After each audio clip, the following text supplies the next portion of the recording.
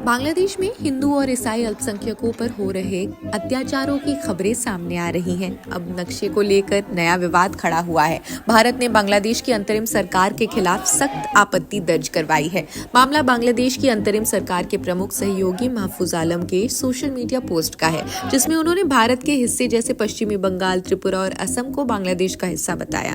महफूज आलम, जो मोहम्मद यूनुस के नेतृत्व वाली अंतरिम सरकार के एक प्रमुख सदस्य और वास्तविक एक मंत्री भी हैं, उन्होंने ये विवादित नक्शा 4 दिन पहले फेसबुक पर पोस्ट किया था। भारी आलोचना के बाद उन्होंने इसे हटा लिया, लेकिन इससे दोनों देशों के रिश्तों में कड़वाहट आ गई। भारत ने इस पोस्ट पर नाराजगी जताते हुए ढाका को कड़ी चेतावनी दी। Foreign secretary visited Bangladesh where we had a range of talks including the foreign secretary level consultations, foreign office consultations, and we have very clearly defined our approach towards our ties with Bangladesh.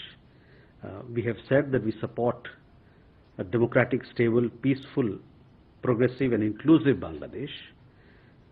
We have reiterated our willingness to build a positive and constructive relationship with Bangladesh based on mutual trust, respect and mutual sensitivity to each other's concerns and interests. We've also emphasized that the people of Bangladesh are the main stakeholders in India-Bangladesh relations and noted that India's development priorities, and multifaceted engagements with Bangladesh, including in the areas of connectivity, trade, power, energy and capacity building and such activities are all geared towards meeting the aspiration of benefiting the people of Bangladesh. So that is our approach. That is our approach to Bangladesh and our ties with Bangladesh and as a democracy. इस विवाद के साथ ही बांग्लादेश के हालात दिन ब दिन खराब होते जा रहे हैं। शेख हसीना के देश छोड़ने के बाद वहां के हिंदू नागरिक अपने भविष्य को लेकर बेहद चिंतित हैं। बांग्लादेश सुप्रीम कोर्ट के वकील रविंद्र घोष ने भारत आकर द इंडियन एक्सप्रेस को अपने देश के हालात के बारे में बताया। उन्होंने कहा, मैं डरपोक नहीं हूँ, मैं बांग्लादेश से भागा नहीं हूँ, मैं अपने देश लौटूंगा और इस्कॉन संत की रिहाई के लिए लड़ाई जारी रखूंगा। उन्होंने ये भी कहा कि बांग्लादेश अब वैसा नहीं रहा जैसा 1971 में आजाद हुआ था।